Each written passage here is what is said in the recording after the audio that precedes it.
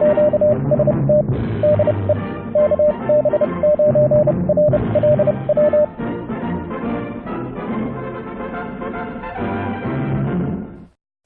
YouTubers and fellow hams. Well, after all the suggestions I got from my Thoughts on the Road video, I thought I'd start doing some videos from those suggestions. And the first one we're going to talk about is tuning your radio for CW operation. This is a request from David, who's one of my viewers and also one of my Patreons. Thanks for your support, David. It's much appreciated. He wanted to know how you tune your radios for CW. He's just getting into CW and he was looking for some tips. So that's what we're going to talk about today. Now, first off, let's go way back in time. Let's go back to the early 20th century when radio was still new and amateurs were still new and things were changing rapidly. The invention of the oscillator gave way to continuous wave transmission. The old spark gap transmitters were phasing out and everybody was going to continuous wave. The advantages to CW was, primarily a very, very narrow frequency. You were not using much of the spectrum. Spark gap transmitters generated massive RF noise across a wide range of frequencies. And using tank circuits and filters, people were able to get their signal to narrow down a bit, but they still were very broad and noisy. Oscillators created a single RF wavelength, a single transmission, a carrier wave without modulation on a specific frequency, very narrow, and it allowed for multiple stations to communicate in a small amount of bandwidth that would have normally been completely obliterated by spark gap. So everybody was going to continuous wave. The transmitters were fairly primitive by modern standards, mostly just a crystal-controlled oscillator and maybe some amplification. Very simple. Most amateur stations consisted of a separate receiver and transmitter. Transceivers were not yet a thing. So everybody was rock-bound by a crystal. You might have a crystal for 7030 kilohertz, 7.03 megahertz, and that would be where you're transmitting. And you'd call CQ. Well, somebody that wanted to answer you, they might have a crystal on 7043 kilohertz, right? Not on your frequency, but up a ways. So the common practice was call CQ, send a K, which is an invitation to answer me.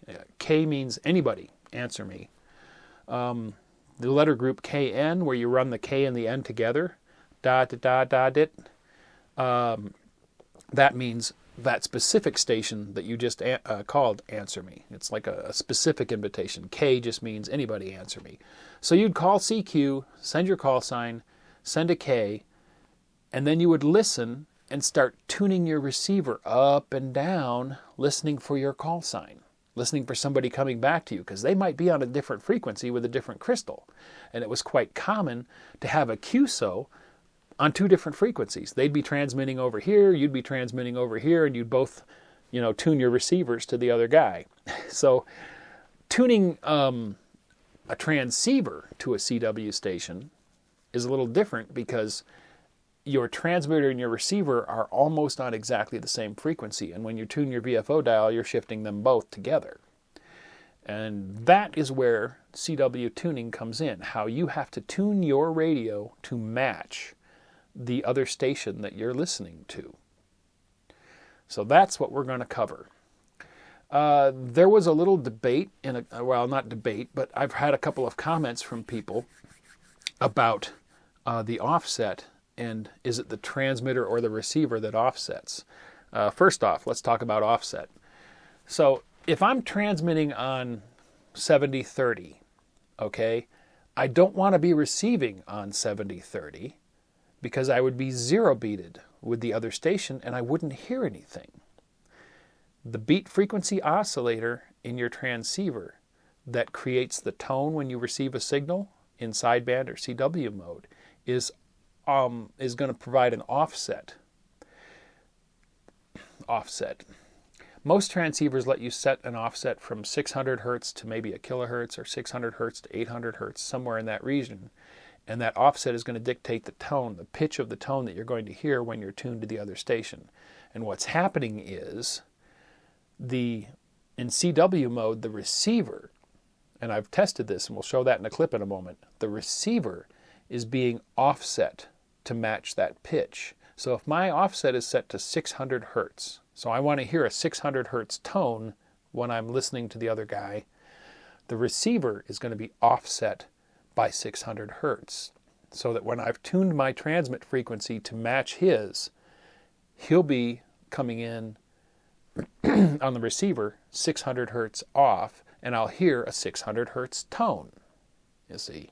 And so getting yourself tuned to match the other guy is kind of important, because then you're both transmitting on precisely the same frequency. So anyway, let's go to the clip where I demonstrate that.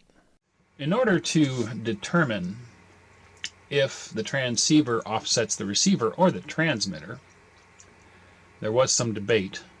My impression has always been that the receiver will offset, because the transmitter should always transmit on the frequency that you have on the VFO, so you can make sure that you're not transmitting out of band accidentally.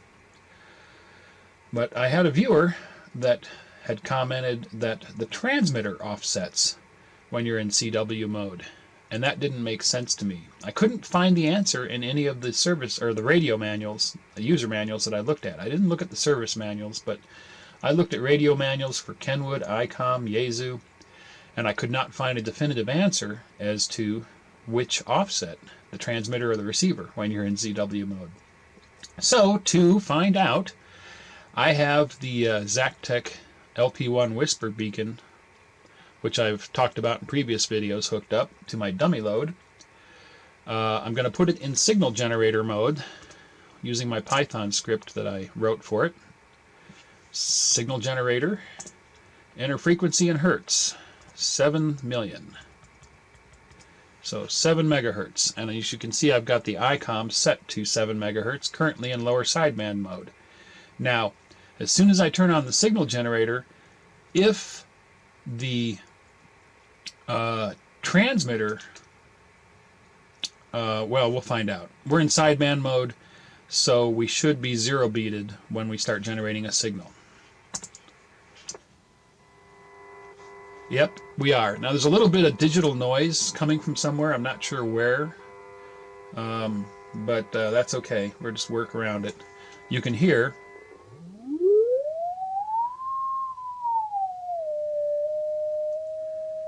see, now there is a 600 hertz offset, and that's the side tone that I've got set on my ICOM, so that makes sense.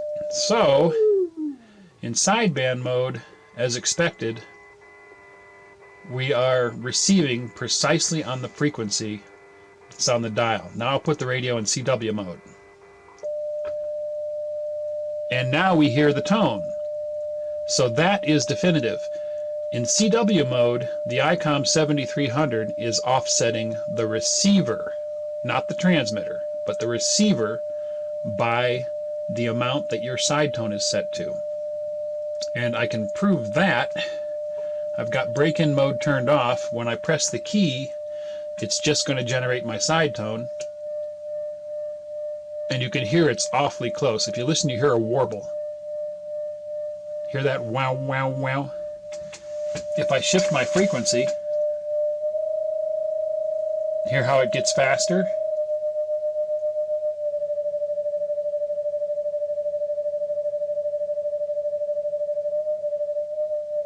Ah, touchy, touchy, touchy. Come on. There we go. So now my side tone is pretty close to zero beated with the received tone. And that is how you would zero beat your radio to a CW signal. And I'll show you that in a moment. We'll switch the antenna back in. I'll find a CW station, and I'll show you how you can fine-tune your radio to match the station that you want to talk to. Okay, we are in CW mode, and I'm on 40 meters, hoping to find a station that's nice and clear and strong so I can demonstrate how you can tune to another station. And there was somebody here just a moment ago. Of course, as soon as I start filming, they stop transmitting, but we'll find another station. Now, I have turned off break-in or Vox mode so that all I'm doing when I press the key is generating a side tone. You can hear that? That's my side tone. And that matches my CW pitch, which I currently have at 600 Hertz. If I change that to 800 Hertz, you can hear the receiver shifting.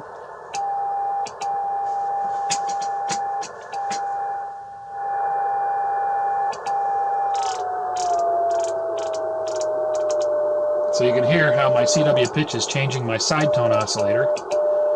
Now let's find a station.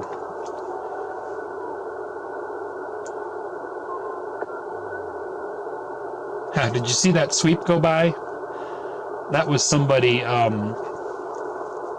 just spinning their dial while they were transmitting. I hate that. I don't know why people have to do that. Oh, come on. How many times do you see a station on the scope where you tune to somebody and they stop transmitting just as you tune to them? I hate that. Just like that. They just stop transmitting as soon as I tune to them. Okay, here's one. So here's how I would tune to him. I'll key my side tone, and he stopped transmitting. Come on.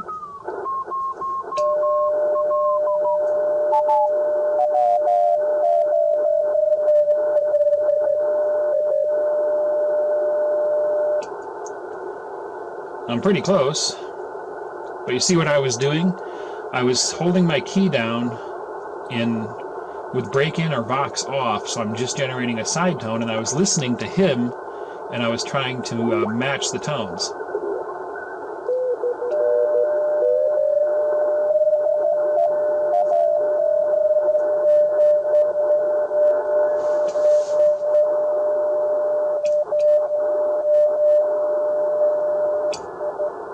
So there we go.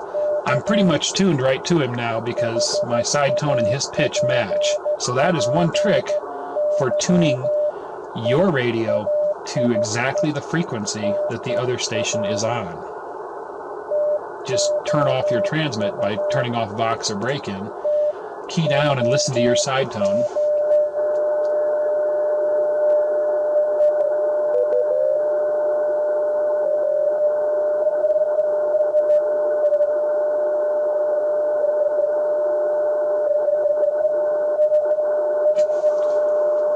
Right there, I'm pretty close. So he's actually on 7046. You can hear there's no warble, there's no beat between the two tones. You do have to have a good ear for pitch to do it that way, but that is probably the best way to get yourself right on frequency. Now, most modern rigs will have an auto-tune. The ICOM has this auto-tune button here. I'll get slightly off of him.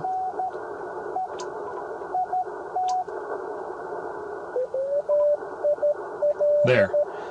The DSP and the processor in the radio, when I hit auto-tune, listened to his pitch and adjusted the radio for me. And you can see we got to 7045.99. So he's real close to that. Let's find another one.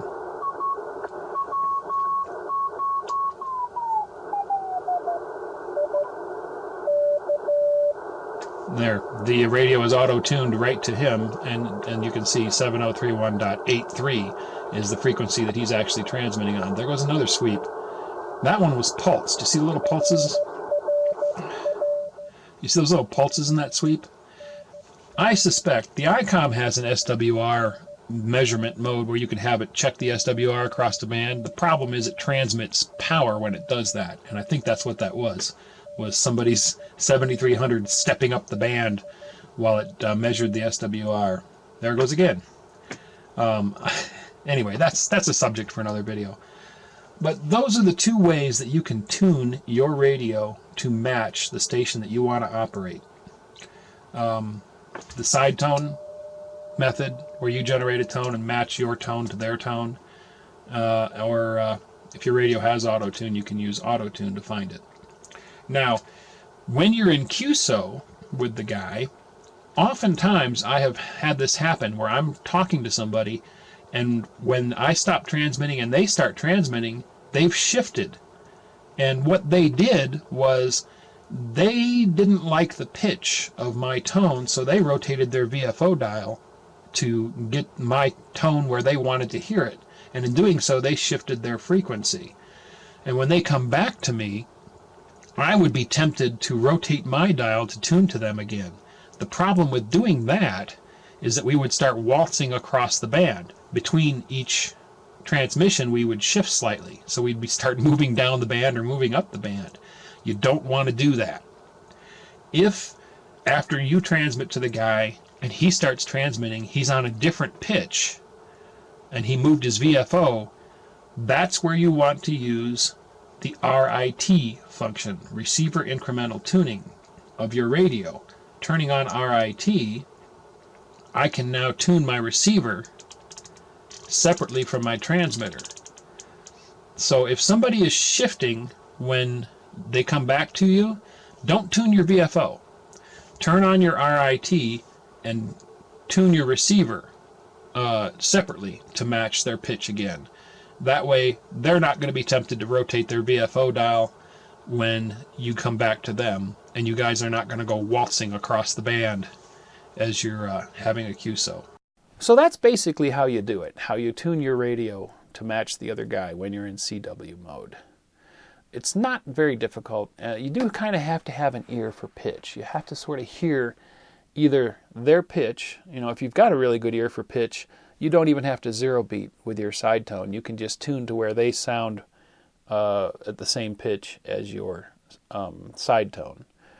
But if you don't have a good ear for pitch, you can use that trick. Turn off the Vox or break-in so that when you key down, you're only generating a side tone. And tune until their side tone stops beating with yours, till they're the same pitch, till they match. And then you are tuned to the other guy.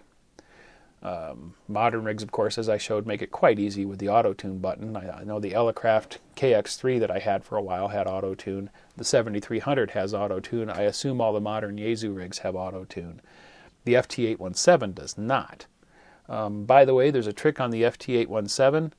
According to the manual, if you hold down the home button when you're in CW mode, it'll generate a side tone. So then you can tune again to match your side tone pitch to their pitch and get yourself on frequency.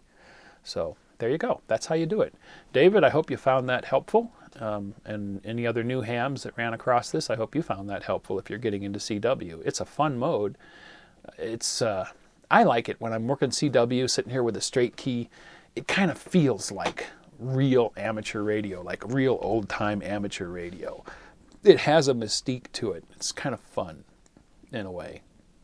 Plus, I think that learning Morse and learning CW is a good skill to have, filed away back in there, because you never know when. It's a rare possibility, but it could save your life. Who knows? There might be a situation that you find yourself in where having the ability to communicate with a simple sound or a flashlight, or any method of just sending a signal, be it audio, be it RF, whatever. If you're scratching a pipe with a stone because you're buried under the rubble from an earthquake and somebody can hear that sound, you can communicate. If your car went down a ditch, went down a ravine, and you're down at the bottom of the ravine and the rescuers are up top, but they can see your headlights, you might have a way of communicating if somebody up there knows Morse. It's a skill that could possibly save your life. Plus, it could just be fun. I remember in high school, a friend of mine and I were both working on getting our ham license, and we were both studying Morse code. And we were both in the same math class. And there was one day we were taking a test, and yeah, we cheated. But I'm sitting there taking a test, and I hear a pencil scraping on a table, and it sounded like code, and I listened, and sure enough, it was my friend sending Morse code to me saying, what is the answer for number 13?